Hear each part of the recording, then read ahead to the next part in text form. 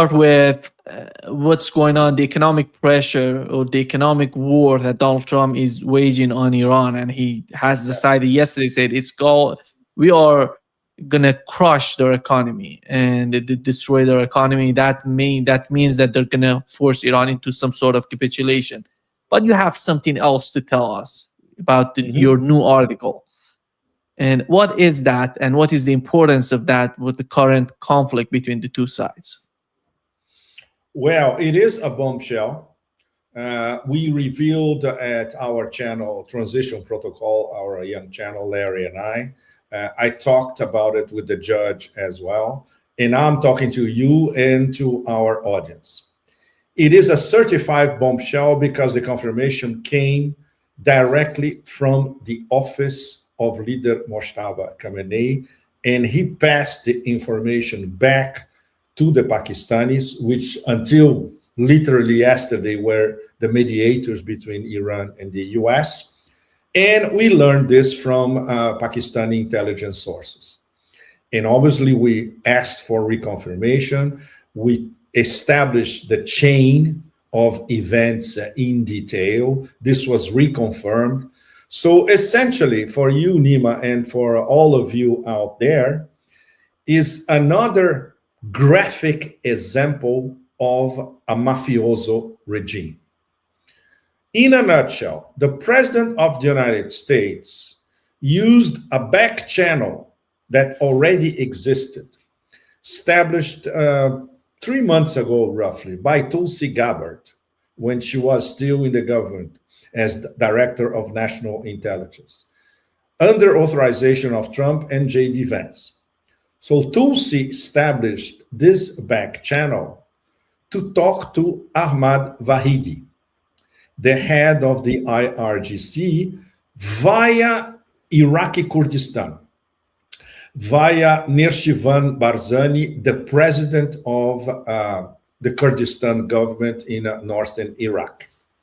So they established a secret line, one of those codified, encrypted lines. That will be between the White House and Barzani. And from Barzani to Vahidi in Tehran. There's a very good connection between several members of the IRGC and the Iraqi Kurdistan government. And the Barzani clan, which essentially runs more than half of Iraqi Kurdistan. The other clan is the Talibani clan, based in Suleimania. Barzani clan based in Erbil. And as many of you may know, Erbil is a nest of vipers. Everybody and his neighbor is there. MI6, CIA, Mossad, you name it. You know. But of course, it's we can even say that it's a sort of a semi-American territory. And the Kurds, of course, they hedge, of course. They have serious problems with Baghdad. But of course, they keep all their options open. And of course, they also have their own direct channel with the Iranians. So Trump, this time, he used this back channel that already existed. It was dormant or nothing happened for 3 months. So he used this channel via Barzani and asked Barzani to relay a proposition to Vahidi directly. And that's the killer. Basically, a bribing operation.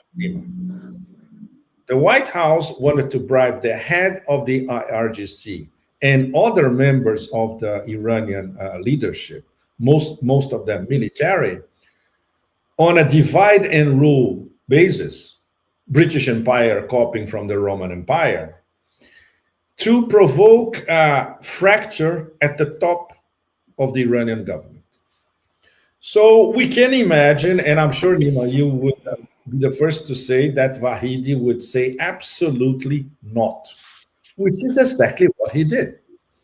But not only he said absolutely not to Barzani, he obviously had to communicate this to the top leadership. So this means the Supreme National Security Council, Moshe Rezai, and it came up there to the leader himself as well. So everybody was aware.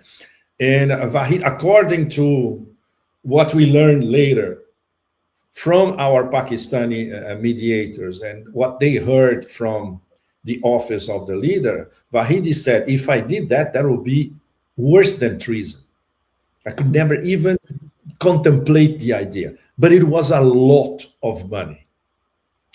Apparently billions of dollars to be shared by maybe 4, 5, 6 very high-ranking IRGC officers.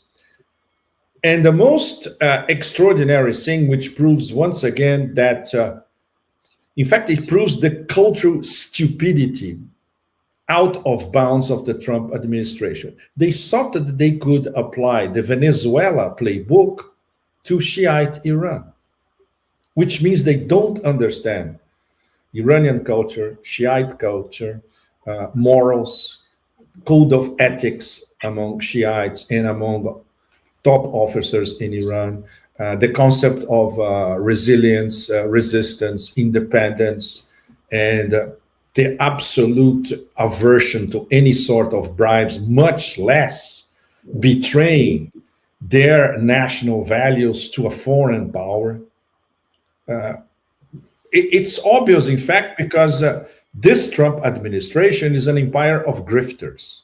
It's basically a mafioso operation with different levels of mafia. Trump may be the capo, but there are others as well. So it is just like the mafia because he learned how to conduct his business from a Jewish mafia expert, Roy Cohn. Everything that Trump learned about business and about to do mafioso business, he learned from Roy Cohn. And he applies that not only in his business, but also in politics as well. So the fact that they could not even read the basics about Iran, Shiism, and how the Iranian government and how the Shiite mind works, the Persian mind works, it proves that they are just a bunch of grifters.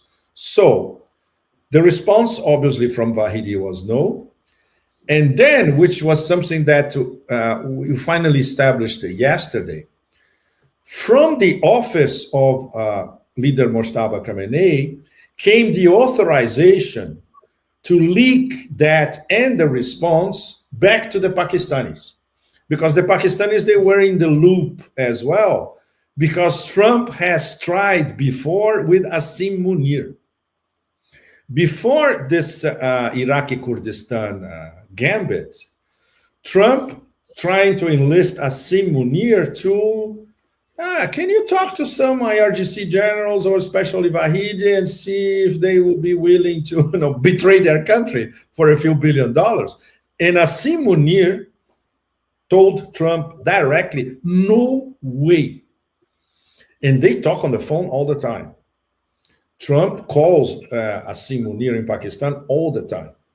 But until literally yesterday, Pakistan was a mediator between Iran and the United States. So Asim Munir, who's a very smart guy, he will never compromise Pakistan's position. And all the hard work that they had before to, install an operation, a regime change style operation side by side with the Americans. So after Asim Munir said no, they used Barzani to talk to Vahidi, and then Vahidi said no.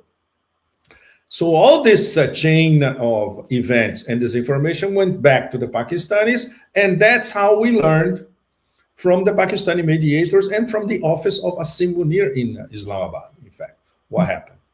So is this this absolutely crazy mafioso procedure something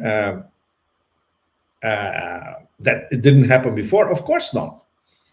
We have the latest mafioso example in the past 24 hours, in fact.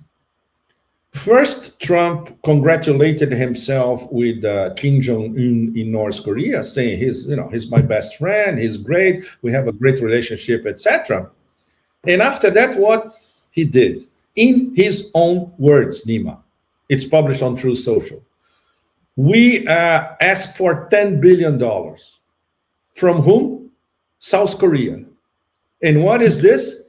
Mafia protection money. So this is the mechanism. It's totally mafia. You get two enemies, North Korea and South Korea, obviously. You talk to one of them and say, okay, you're my guy, it's cool, etc. And then you talk to the other one and say, okay, now I want my money so I can protect you from the other guy.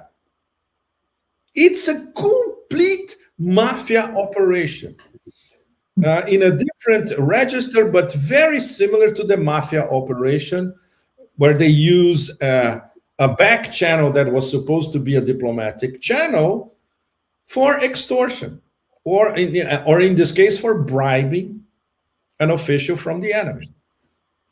So there it is, laid out to all of you how the empire of grifters, also known as the Trump administration, actually works. Pepe, we had, we know that Donald Trump, it seems that he doesn't see a military solution for what's going on. And that's why you see he's changing his mindset. And you mentioned he desperately trying to talk, because before the report coming from you, we've learned that from the Iraqi Kurdistan, they tried to talk with Iranians to see, is there any sort of difference or fracture within the government, between IRGC and the government, Yes. to go there and to manipulate that. But it seems that nothing of that sort is working for Donald Trump. No, it's not. What is the option on the table for him today when you see the whole scene of what's going on between the two sides? Total economic and financial war, which, by the way, many of us already knew it would be the next so-called strategy, because this was being discussed in closed circles at the White House with input from the ghastly Mossad agent, Jared Kushner. In fact, this new strategy is the top two ideologues of this strategy are Jared Kushner and Scott Bessent, former Soros assets. Never forget that. Two absolutely ghastly characters which epitomize the lowest possible denominator, which is the common denominator in the Trump administration. Scott Bessent, basically, he has been saying for a while that he's going to be responsible for throwing 90 million Iranians in the middle of the streets begging for food. This is essentially what he's saying.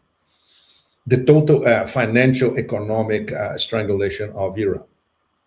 Obviously, these idiots don't know how the Iranian economy works and how diversified it is, and how it can find different levels of trade and commerce and financial dealings outside of merely exporting energy, which of course continues at a much lower level. Of course, we have to recognize that. But look at the numbers, for instance, for the first quarter. In the first quarter, which includes 1 month of war, the month of March, the war started on February 28th. So the first quarter, January, February, where was in February, Iran exported and sold a lot of oil because they knew that something will happen. And even during the first months of war, they continued to export oil and gas. It was, if I'm not mistaken, $7.8 billion in the first quarter, which was, compared to the first quarter of the previous year, 150% more. So, of course, in the second quarter, we're going to see a drop, obviously, but not so substantial, because the American blockade leaks. There are petrotankers that are still going back and forth from Strait of Hormuz, even with the American blockade. Most of them go into China.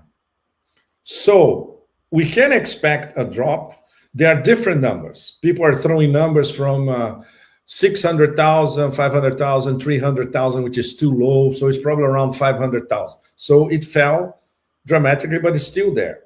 And at the same time, Iran is diversifying because they are also exporting oil and gas over land. Very, very important.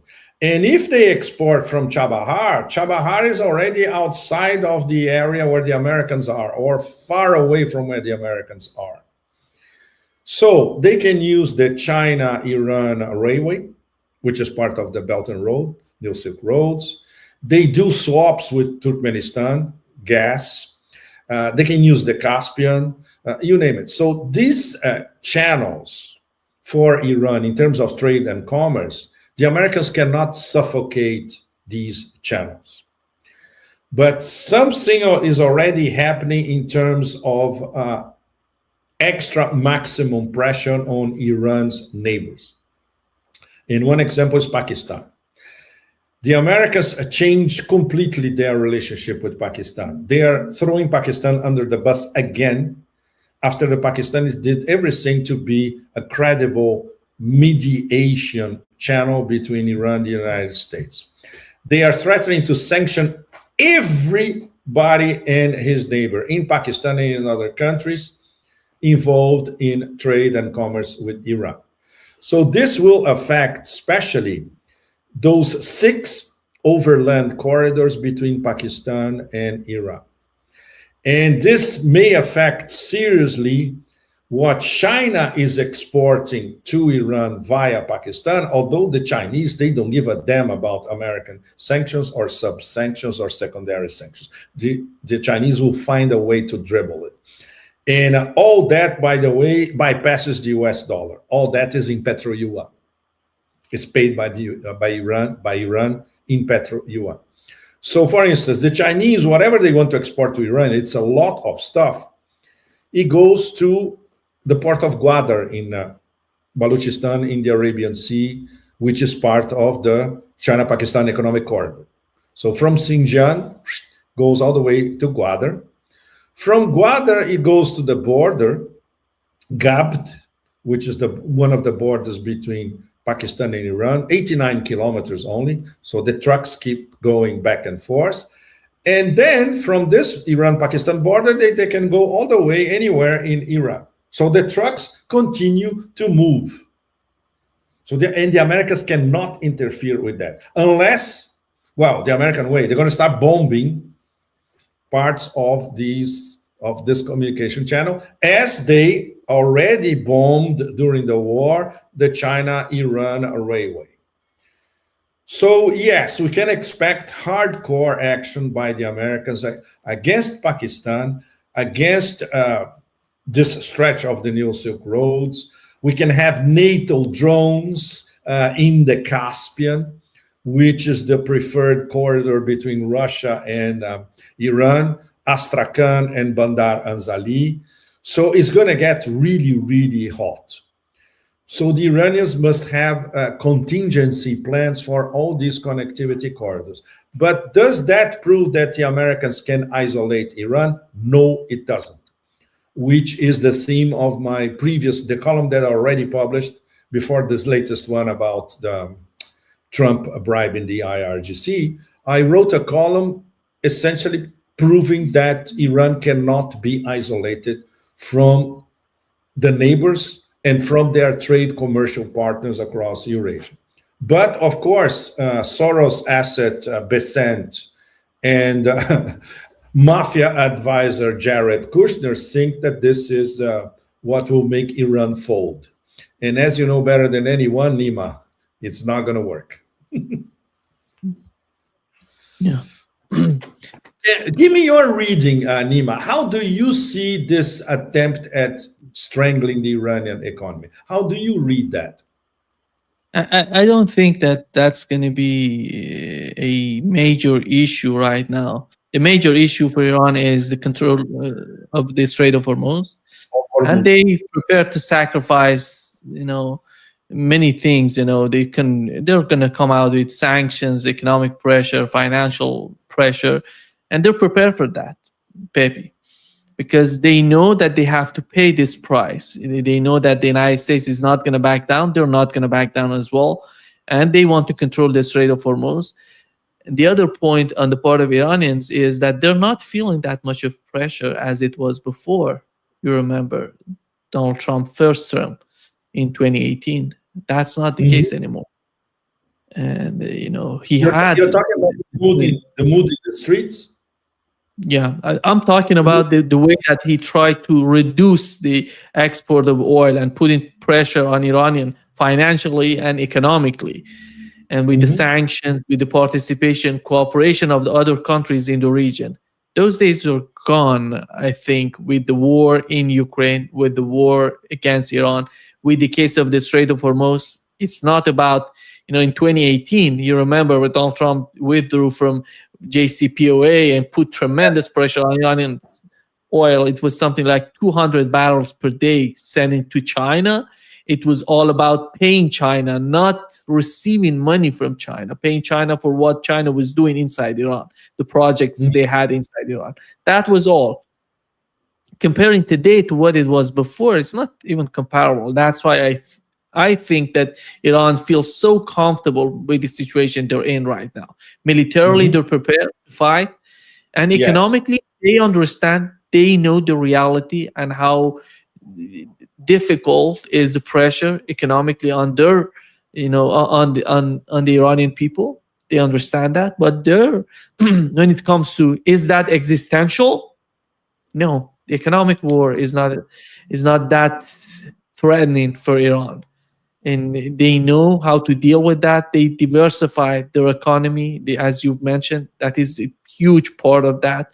The connection between Iran and Russia, between Iran and China, between Iran and Central Asia, I would argue, which is significant as well. And Donald Trump has this, just look at Donald Trump, the way that he's lashing out at South Korea.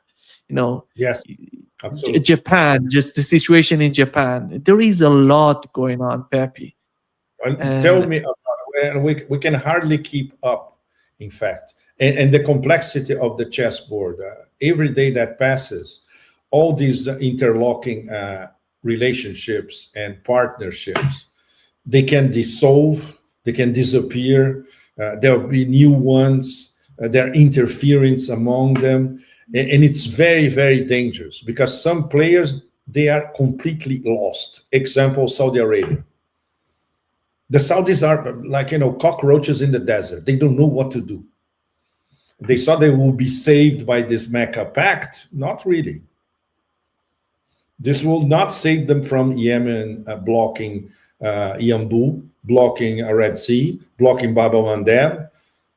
The only thing left for the Saudis is to export via the Suez Canal, paying those absolutely outrageous insurance premiums. And